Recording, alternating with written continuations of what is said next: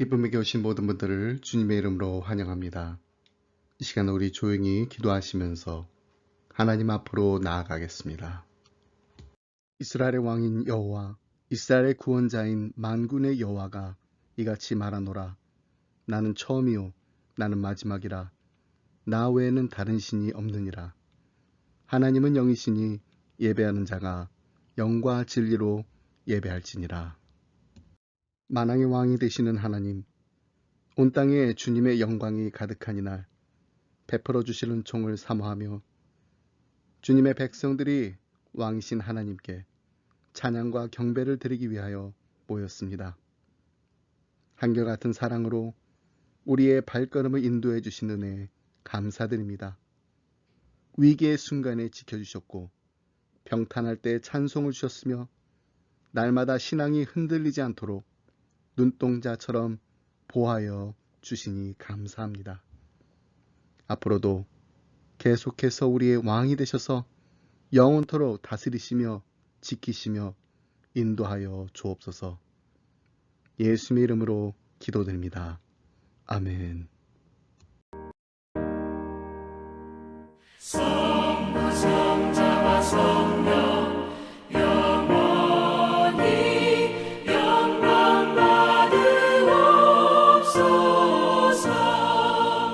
태초로 지금까지 또 길이 영원 무궁 성삼위께 영광.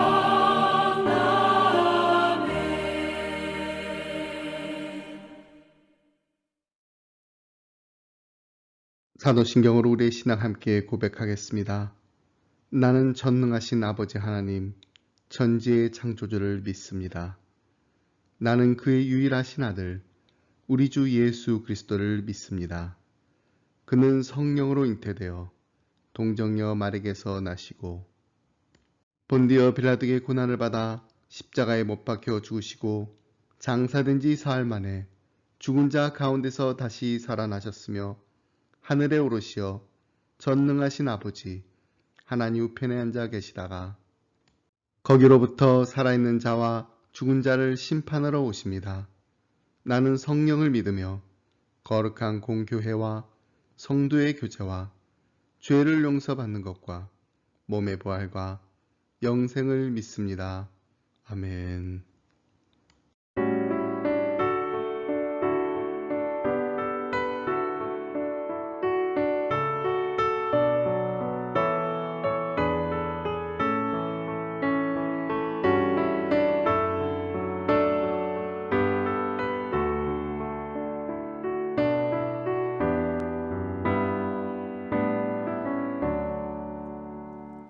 예수를 나의 구주사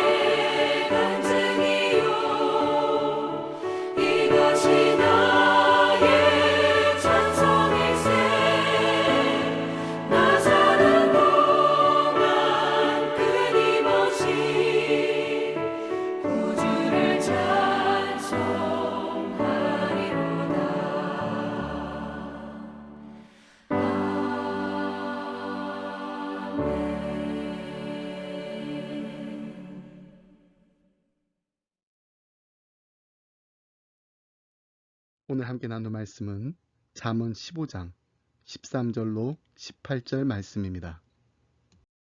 마음의 즐거움은 얼굴을 빛나게 하여도 마음의 근심은 심령을 상하게 하느니라. 명철한 자의 마음은 지식을 요구하고 미련한 자의 입은 미련한 것을 즐기느니라. 고난받는 자는 그날이 다 험악하나 마음이 즐거운 자는 항상 잔치하느니라. 가산이 적어도 여호와를 경외하는 것이 크게 부하고 번뇌하는 것보다 나으니라. 채소를 먹으며 서로 사랑하는 것이 살찐 소를 먹으며 서로 미워하는 것보다 나으니라. 분을 쉽게 내는 자는 다툼을 일으켜도 노하기를 더디하는 자는 시비를 그치게 하느니라. 아멘. 슬기로운 신앙생활 8번째 시간입니다. 오늘은 웰빙 인생을 누리는 가정이라는 제목으로 말씀을 나누며 은혜 받고 도전받는 시간을 가지려 합니다. 한동안 웰빙이라는 말이 유행한 적이 있습니다. 먹거리 하나를 살 때도 몸에 좋은 유기농 제품을 골라 사고 전자제품을 하나 사더라도 전자파가 적은 건강에 해가 되지 않는 것을 골라 사려고 합니다. 그러나 성경이 보여주는 진정한 웰빙 인생은 마음에서부터 시작된다고 가르쳐주고 있습니다. 그래서 잠언은 마음의 즐거움은 얼굴을 빛나게 하여도 마음의 근심은 심령을 상하게 한다고 하였습니다. 그렇습니다. 웰빙 인생은 우선 마음이 즐거워야 합니다. 그런데 그 마음이 얼마나 즐거운지 항상 잔치하는 분위기로 산다고 합니다. 15절 말씀 보겠습니다. 고난받는 자는 그날이 다 험악하나 마음이 즐거운 자는 항상 잔치하느니라. 여기서 고난받는 자라는 말은 정신적으로, 물질적으로 빈곤한 사람, 그리고 심리적으로 크게 억압된 사람을 가리킵니다. 특별히 하반절에 마음이 즐거운 자와 연결해 볼 때 이 빈곤은 물질적 빈곤이라기보다는 내적인 불안과 슬픔, 조바심으로 인한 빈곤을 가리킨다고 볼 수 있습니다. 그래서 공동 번역에서는 이렇게 번역하고 있습니다. 낯을 찡그리고 살면 세월이 괴롭고 마음이 편하면 하루하루가 잔치 기분이다. 그렇습니다. 행복은 마음의 문제입니다. 심령이 평안하냐, 그렇지 못하냐에 따라 행복과 불행이 결정되는 것입니다. 그러므로 우리가 웰빙 인생, 행복한 인생을 살길 원한다면 먼저 마음을 평안하게 유지해야 합니다. 물론 마음을 평안하게 유지하는 것이 쉬운 일이 아닙니다. 어려운 일입니다. 왜냐하면 이 세상에서 경험하는 수많은 일들과 상념들로 인해 평안하려고 해도 평안할 수 없는 것이 바로 우리 인생의 모습이기 때문입니다. 하지만 성경은 분명히 우리에게 평안을 얻을 수 있는 길이 있다고 말씀합니다. 그것은 바로 우리 주님께서 우리에게 참 평안과 행복을 주신다는 것입니다. 예수님께서 말씀하셨습니다.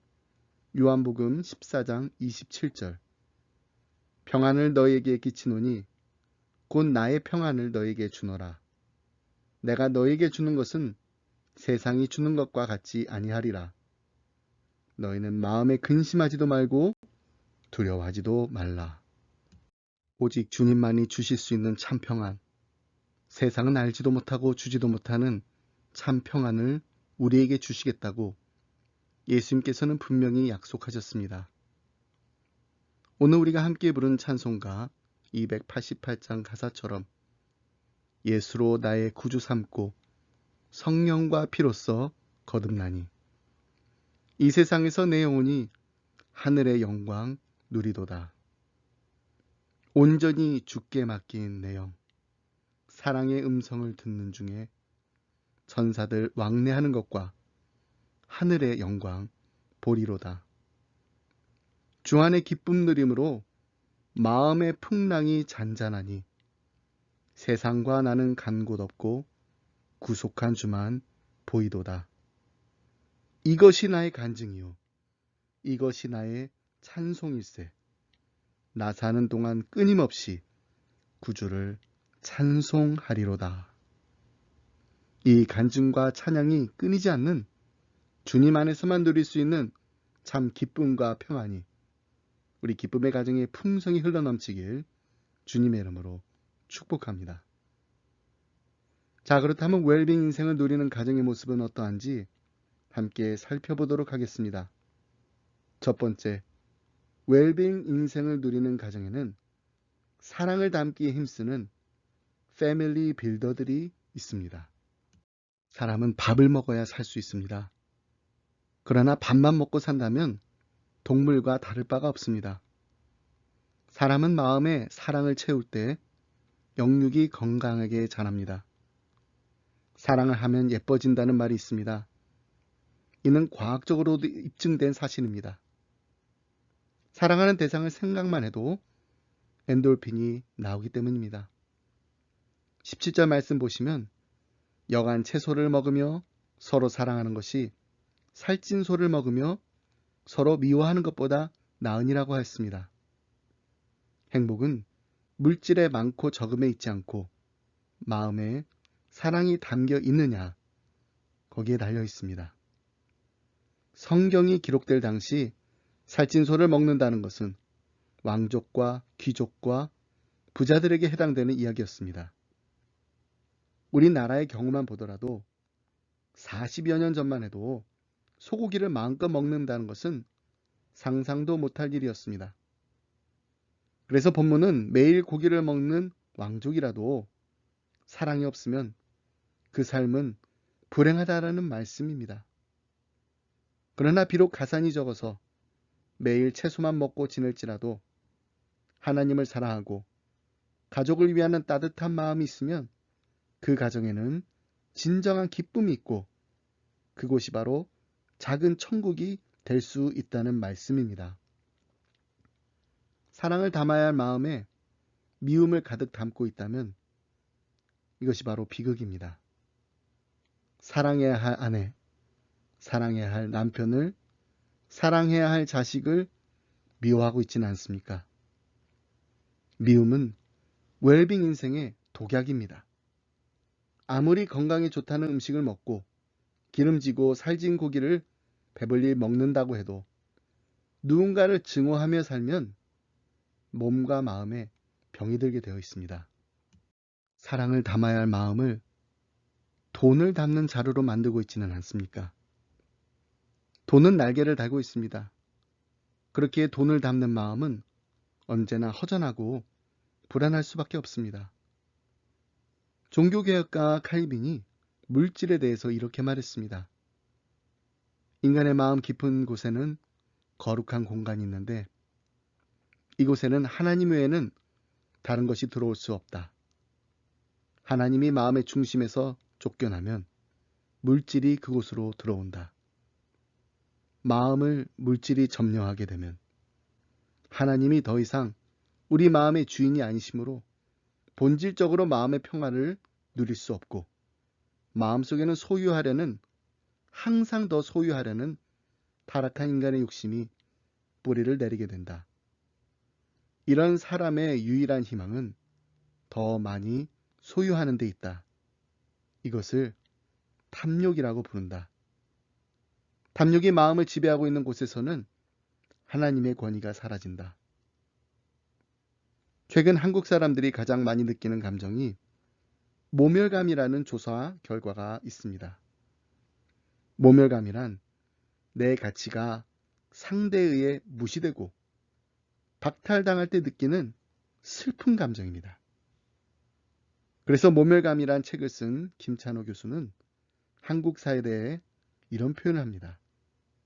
우리나라는 이제 헝그리 사회에서 앵그리 사회로 바뀌었습니다. 그리고 모멸감은 앵그리 사회를 뒤흔드는 정서적 원자 폭탄입니다. 여러분, 그렇다면 우리는 모멸감을 어디서 가장 많이 느낄까요? 맨 먼저 가정입니다. 많은 자녀들이 부모를 평가하는 기준을 돈에 두고 있습니다. 부모의 능력을 돈에 두기 때문에 돈이 없으면 자녀에게 무시를 당합니다. 그래서 한평생 자녀를 위해 헌신하고서도 자식으로부터 모멸감을 느끼는 부모가 많다고 합니다. 형제들이 모여도 순서가 중요하지 않습니다. 돈이 힘을 결정합니다. 하지만 우리 크리스천들은 이런 세상의 흐름을 따라가면 안 됩니다. 사람은 하나님의 형상으로 지어졌습니다. 그리고 하나밖에 없는 독생자 예수 그리스도께서 우리를 위해 십자가에 못 박혀 달려 돌아가셨습니다. 이렇게 소중한 사람을, 그것도 우리를 낳아주시고 길러주신 부모님을, 그리고 우리 형제 자매를 어떻게 소유로 판단하고 차별할 수가 있나요? 그럴 수 없습니다. 절대 그래서는 안 됩니다. 그런데 가만히 우리 주변을 살펴보면 아무리 부유하고 물질적으로 풍족하다고 해도 가정의 행복에, 가정의 평화가 물질에 의해 좌우되지 않는다는 것을 알 수 있습니다. 정말로 부유함이 가정을 든든히 지켜주는 필수 요건이라면 한때 우리나라의 최고의 기업으로 평가받던 한 기업에서 아버지를 대신할 후계자가 되기 위해 형제끼리 밀고 밀리는 싸움이 일어날 필요가 없습니다. 다들 가질 만큼 가졌고 물려받을 만큼 물려받았는데 왕자의 난과 같은 사건이 왜 일어날까요? 그 후에도 창업자의 동생이 아버지의 대를 이어 기업을 승계했던 조카의 기업을 빼앗으려고 했다가 사회적 물의를 일으키기도 했습니다. 어디 그뿐인가요? 형에게 후계자의 자리를 빼앗길 것을 염려한 동생이 아버지와 형의 비리를 고발하는 사건도 있었습니다.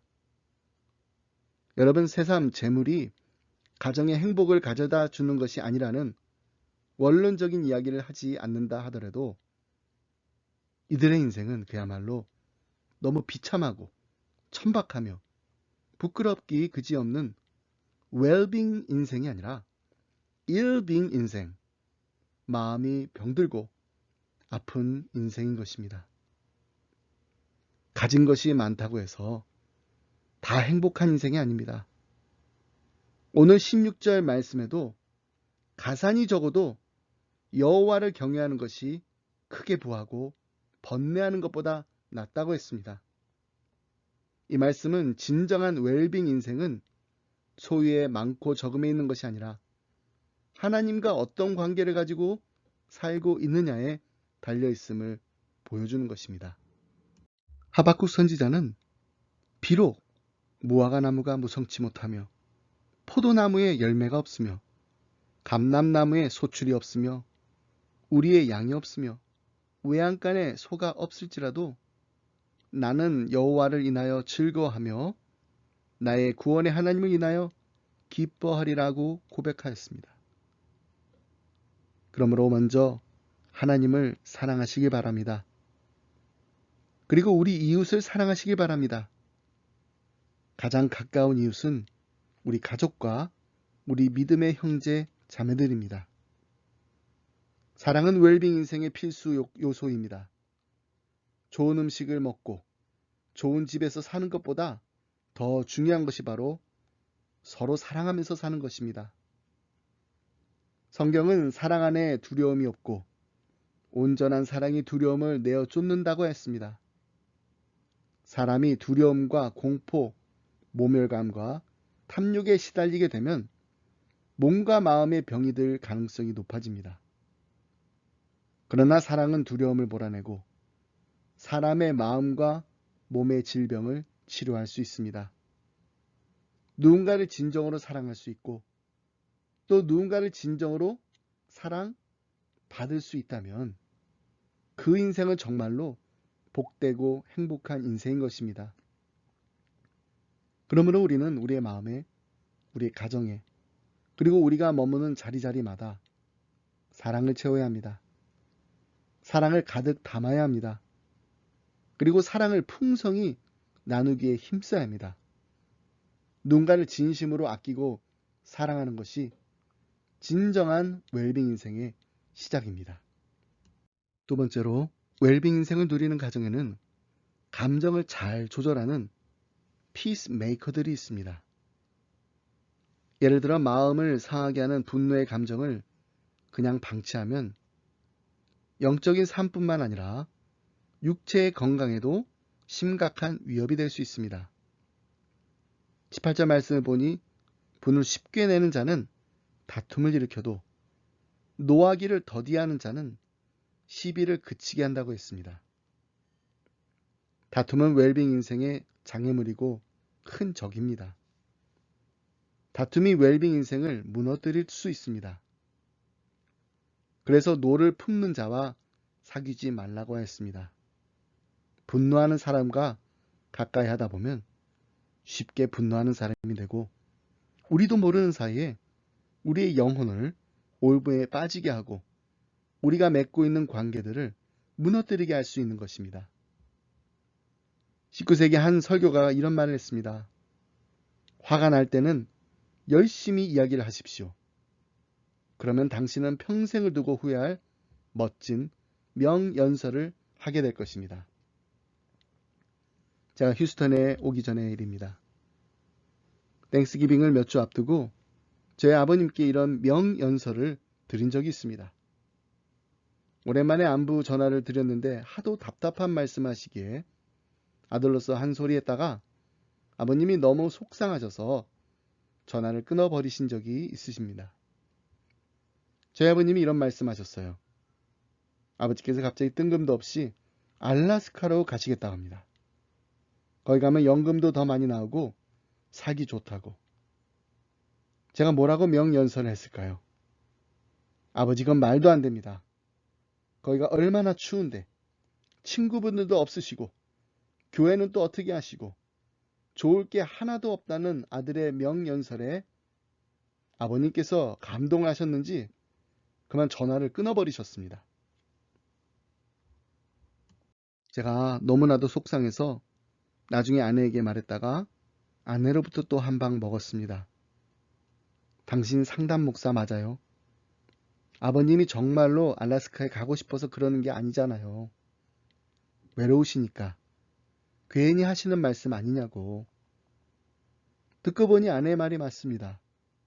아, 그렇지. 내가 왜 그걸 몰랐을까? 아버지께 너무나 죄송한 마음이 들어 다시 전화도 못 드렸습니다. 대신 조용히 뉴저지 부모님 댁에 가서 땡스기빙을 보내고 돌아왔습니다. 오랜만에 아들 네가 손주들을 보며 흐뭇해하시는 아버님의 모습을 뵈면서 우리 아버지가 정말로 알라스카에 가시고 싶었던 게 아니셨다라는 확신을 가지고 돌아올 수 있었습니다.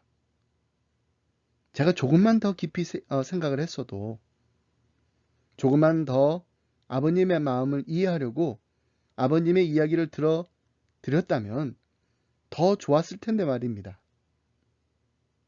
여러분, 반기문 전 유엔 사무총장은 화를 잘 내지 않는 사람으로도 유명합니다. 그는 탁월한 분노 관리자라고 할 수 있습니다.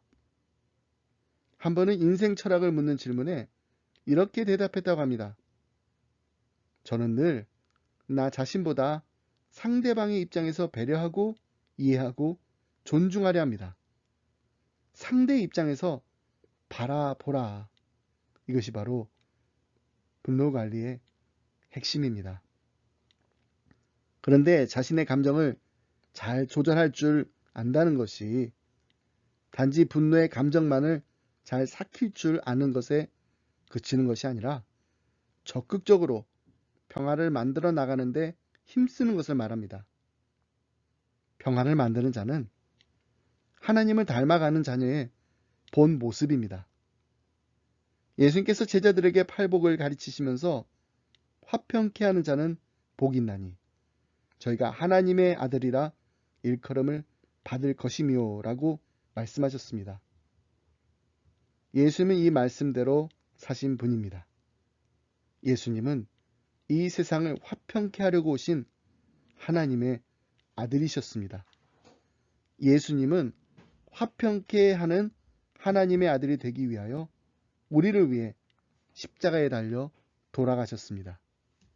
예수님의 십자가의 죽음은 우리의 평화를 위한 것이었습니다. 그가 채찍에 맞음으로 우리가 나음을 입고 그가 징계를 받음으로 우리가 평화를 누리게 되었습니다. 예수 그리스도의 고난으로 말미암아 우리가 평화를 누리게 된 것입니다. 평강의 왕으로 오신 예수님께서 이제 우리에게 화평케 하는 자가 되라고 하십니다. 화평케 하는 자는 하나님의 아들이라 일컬음을 받을 것이라 했습니다. 얼마나 감사한 일입니까? 하나님의 원수 되었던 우리가 이제 하나님의 자녀가 되었습니다. 자녀는 당연히 부모를 닮아가는 것이 지극히 정상적인 일입니다. 제가 전에도 몇 번 드린 말씀입니다.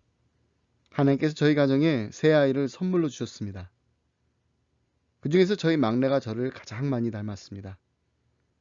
그래서 막내가 아주 어렸을 때 교회 가면 권사님들이 이런 말씀을 항상 하셨어요. 어쩜 그리도 아빠를 그렇게 꼭 빼닮았냐. 붕어빵이야, 붕어빵. 저는 사실 그 말을 들을 때마다 얼마나 속으로 흐뭇했는지 모릅니다. 정말 우리 막내를 보면 제 어릴 적 모습을 보는 것 같습니다. 여러분, 하나님의 자녀들은 하나님의 모습을 닮아갑니다. 어떻게 보면 너무나 당연한 일이에요. 근데 우리 자녀들이 나의 모습을 닮아갈 때 얼마나 흐뭇하고 대견스러운지 한번 생각해 보면 하나님 아버지의 마음이 아주 조금은 이해가 되실 겁니다. 하나님이 우리를 보시면 얼마나 흐뭇하고 대견스러울까. 매일매일 조금씩 주님의 모습을 닮아가는 하나님의 자녀들을 보시면서 하나님은 얼마나 기뻐하실까. 우리는 하나님의 붕어빵입니다. 평강의 왕으로 오신 예수님을 우리의 모든 죄를 다 용서해 주신 아버지의 마음을 날마다 닮아가는 하나님의 자녀들입니다. 화평케 하는 사람은 하나님의 자녀라 일컬음을 받게 되는 축복을 약속하셨습니다. 화평케 하는 자는 피스 러버가 아니고요. 피스 키퍼도 아닙니다. 피스 메이커입니다. 하나님께서는 분명 우리에게 평화를 사랑하는 평화 애호가가 되라고 하지 않으셨습니다. 그렇다고 그냥 피스를 지키기에 유지하기에 급급한 피스 키퍼도 아닙니다. 내가 먼저 액티브하게 평화를 만드는데 앞장서는 피스 메이커입니다. 이것이 바로 진정한 웰빙 인생의 모습입니다. 오늘 우리 가정의 평화를 만드는 일을 누구에게 맡기셨나요? 바로 하나님을 닮아가는 자들, 여러분과 저입니다. 우리는 평화를 만드는 자가 되어야 합니다. 이것이야말로 예수님의 제자들만이 누릴 수 있는 축복이자 특권입니다. 이 놀라운 축복과 특권을 날마다 누리며 사는 기쁨의 가정들이 다 되시길 주님의 이름으로 축복합니다. 말씀했습니다. 찬송가 410장 내 맘에 한 노래 있어가 만들어진 배경을 보면 이렇습니다. 캠프 전도 집회에서 찬양으로 섬겼던 피터 빌호는 타고난 아름다운 목소리에 작사, 작곡하는 은사까지 받아 가는 곳마다 많은 성도들에게 은혜를 끼쳤다고 합니다. 그런데 하루는 그의 절친한 친구였던 성악가 아이다 디마레스트 여사에게서 이런 요청을 받았다고 합니다. 내 목소리에 알맞은 찬송을 하나 만들어 주셨으면 좋겠어요. 어떤 찬송을 원하세요? 아무 것이나 아름다운 거. Any sweet piece. 피터 빌호는 sweet piece라는 말에서 힌트를 얻어 같은 발음인 sweet piece로 후렴을 먼저 작사하고 곡을 붙였다고 합니다. Peace, peace, sweet peace. 평화, 평화. Wonderful gift from above. 하나님 주신 선물. 정말 놀라운 재치를 통해 찬송가 하나님의 선물이 만들어진 것입니다. 누군가 저에게 김 목사님은 어떤 인생을 원하시나요? 어떤 가정을 꿈꾸시나요? 라고 물으신다면 Any sweet peace from God. 하나님으로부터 오는 평화라면 어떤 평화라도 저는 만족합니다. 감사합니다. 받아들이겠습니다. 라고 대답할 것입니다. 하나님이 우리에게 주신 선물, 평화를 마음껏 누리시면서 이 평화를 우리만 누리는 것으로 만족하는 것이 아니라 평화를 만드는 피스 메이커들이 다 되시길 주님의 이름으로 축복합니다. 하나님 아버지 감사합니다. 날마다 우리에게 필요한 모든 것을 예배해 주시고 때에 따라 공급해 주시니 감사합니다.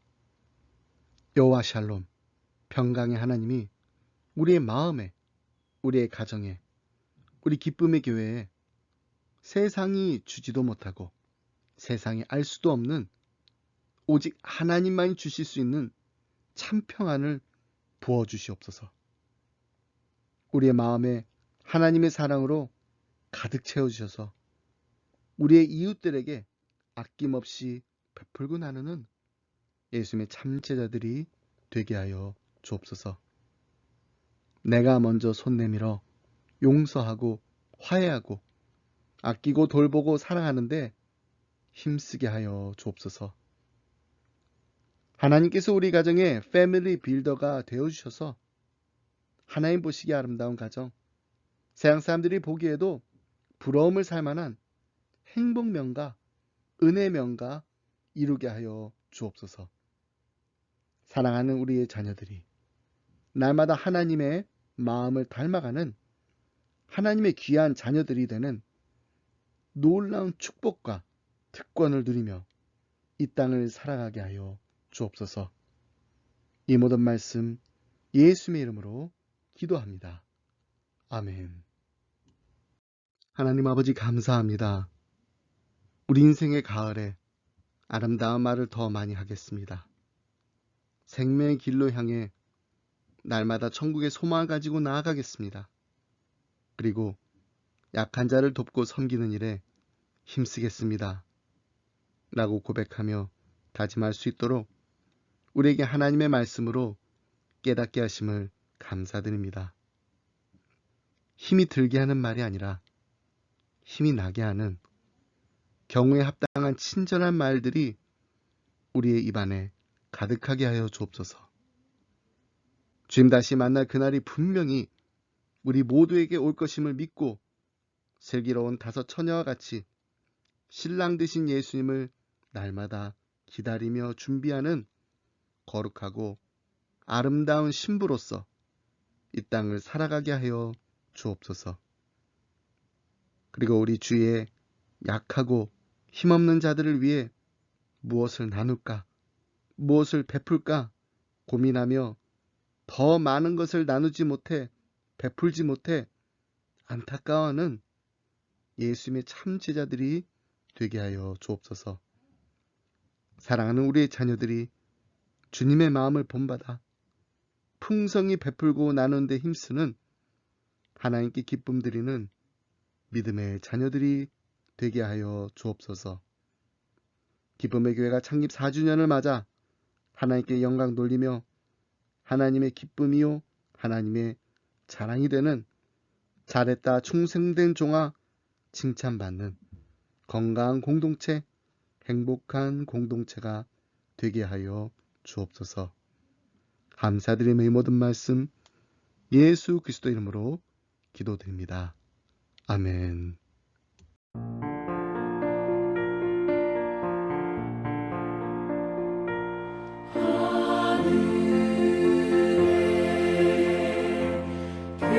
크신 아버지 이름 거룩하사 주님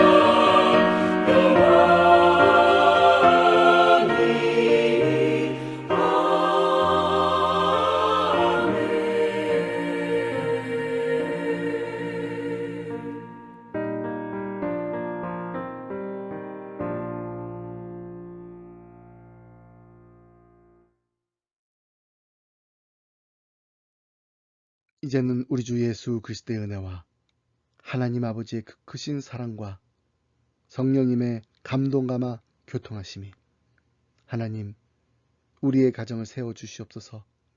우리 가정의 패밀리 빌더가 되어주셔서 하나님 보실 때 정말 아름다운 가정, 그리고 예수님 아직 알지 못하는 사람들이 보기에도 부러움을 살 만한 믿음의 명가, 은혜 명가 이르게 하여 주시옵소서. 하나님 날마다 하나님 아버지의 마음을 닮아가는 하나님의 귀한 자녀들로서 피스메이커가 되어 화평케 하는 자가 되어 이 땅을 살아가게 하여 주옵소서. 간절히 기도하며 이 자리를 떠나는 사랑하는 성도님들과 가정과 생업 위에 그리고 주님의 몸된 교회 위에 지금부터 영원토록 함께 하시길 간절히 축원하옵나이다. 아멘.